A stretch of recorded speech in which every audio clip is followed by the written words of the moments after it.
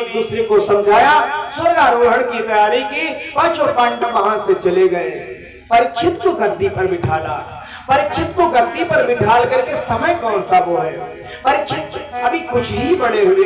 पांचों पांडवों ने गद्दी पर बिठाला और जाते जाते वही भीष्म पितामह वाले उपदेश परीक्षित को दे दिया। भैया परीक्षित, मैं जा रहा हूँ, तुम्हारे दरवाजे पर कोई भिखारी आए, खाली हाथ मत जाने देना। तुम्हारी शरण में कोई दुश्मन आ जाए, एक बार क्षमा कर देना। हाँ, एक बात का ध्यान रखना, तुम्हारे सामने कोई पाप कर्म हो रहा हो तो पापी को मार करके भगा देना।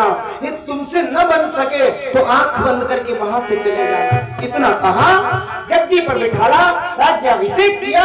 समय कौन सा हुआ है, द्वापर का अंत समय।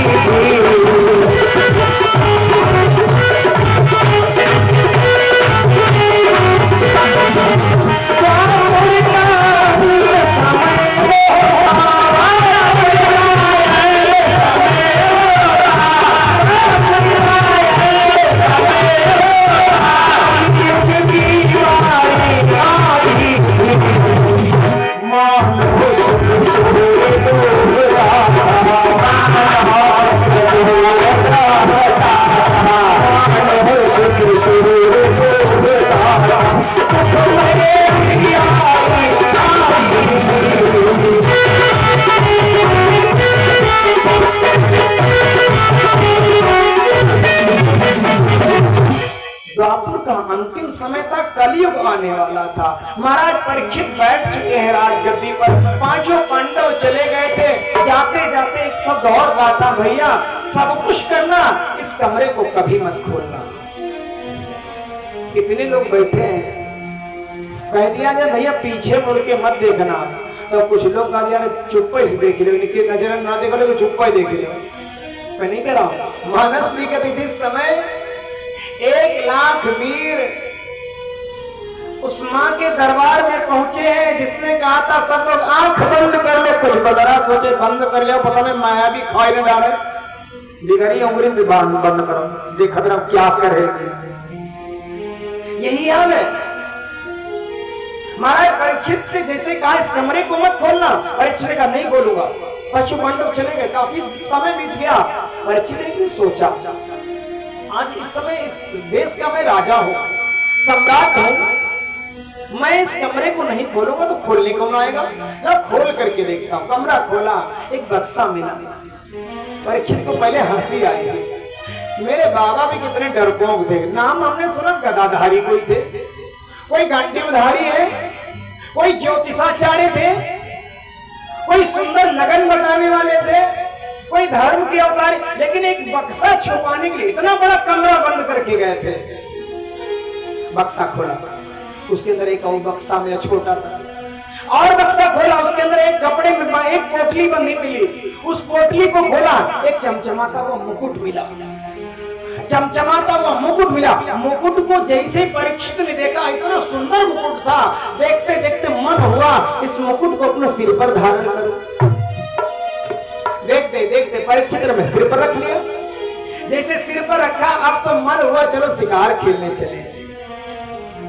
अच्छा बंद क्यों किया था? देखिए, गलत धन कभी भी आपका साथ नहीं देगा। 10 रुपए रास्ते में चलते चलते भी मिल जाए आपको तो कहीं ना कहीं पर 12 रुपए गिर जाएंगे। देखिए, न्याय की कमाई साथ देती है, आपकी मेहनत की कमाई जीवन भर साथ देगी, अन्याय की कमाई कभी साथ नहीं देती। वो मालूम तो होगी कि दीवार बनेगी, काहे की बालू की दीवार। परीक्षित ने देखा सुंदर मुकुट सिर पर धारण किया, चल पड़े हैं। कहां? जंगल में शिकार खेलने के लिए जा रहे हैं। जंगल के अंदर पहुंचे, एक एक पेड़ की डाली को पकड़ करके उसकी सुंदरता का वर्णन करते हैं। कितना सुंदर दृश्य है, बहुत मंद मंद वायु बह रही है, कितनी सुंदर सुंदर वायु बहती, सुगंधित हवा चल रही है। एक एक डाली को पकड़ पकड़ करके और आगे बढ़ते चले जा रहे हैं। जो बीचों बीच जंगल में पहुंचे, एक गाय रो रही थी, रोने की आवाज, मानो वो गाय रोते रोते किसी रक्षक को बुला रही, आओ मेरी रक्षा करो। रो रही थी गाय, आओ मेरी सहायता करो। परीक्षित के कानों में गाय की रंभाने की आवाज पहुंची। परीक्षित ने पीछे मुड़कर के देखा तो एक बहुत दृश्य, विकट दृश्य दिखाई दिया।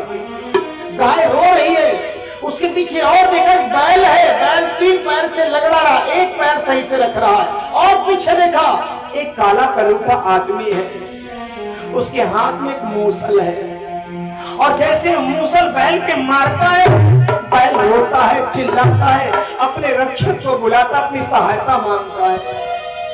परीक्षित की नजरें वहां पहुंची। जैसे और आगे आया, आगे जैसे बढ़ा तो बैल के दोबारा उसने जब मारा है, जब बैल के दोबारा उसने अपना वो मूसल मारा है, तो परीक्षित ने अपने हाथ म्यान से तलवार निकाली और उसको डांटा। क्या समझ लिया इतनी जल्दी?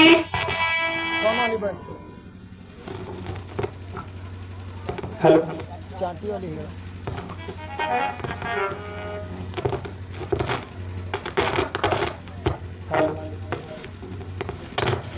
हेलो, बोल शंकर भगवान की।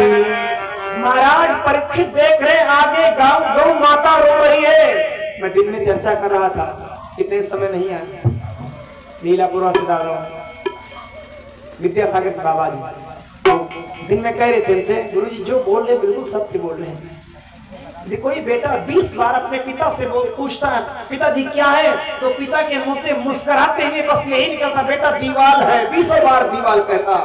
वही बूढ़ा व्यक्ति जब वही पिता जब बूढ़ा हो जाता, बेटा जवान हो जाता, उसके मिलने वाले लोग आते हैं, जब कहता है बूढ़ा बाप पूछता भैया कौन घर में आया, तो चिल्ला करके वही बेटा कहता पिताजी तुम चुपचाप पढ़ो, तुमको क्या मालूम है, आराम से लेटिए, तुमसे क्या मतलब है।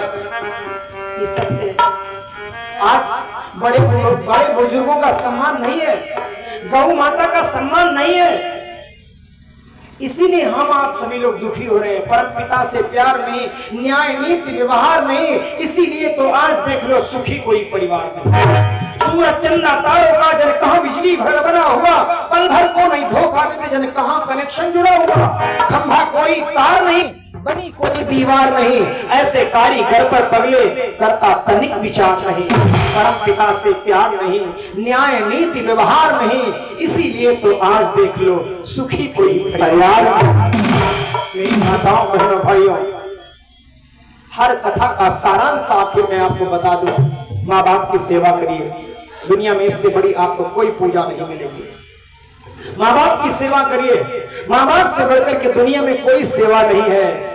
महाराज परीक्षित बैठे, मुकुट को लगाया और जैसे उस दुष्ट ने मारा है, आहा, परीक्षित आगे बढ़े और आगे बढ़कर के उस दुष्ट से कहा दुष्ट क्या समझ लिया इतनी जल्दी, भारत का जमाना है, भारत का जमाना है,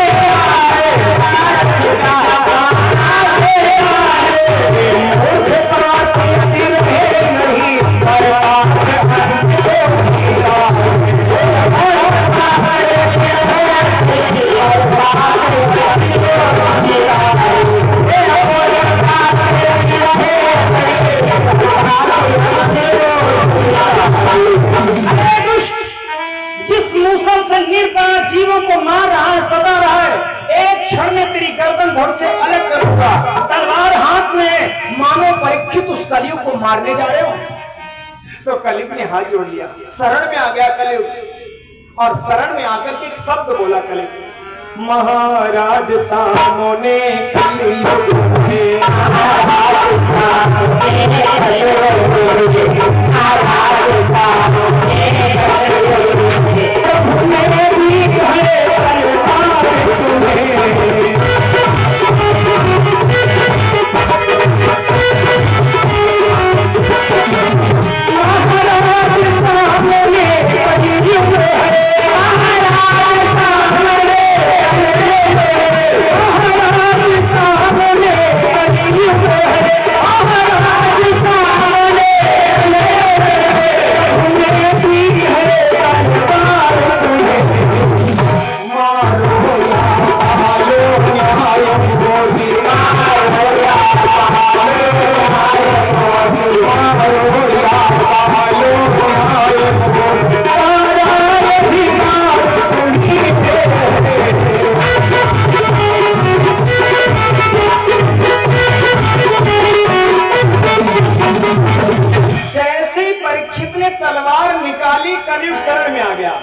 परीक्षित को याद आ गई, मेरे बाबा ने कहा था तुम्हारा दुश्मन तुम्हारी शरण में आ जाए, एक बार क्षमा कर देना।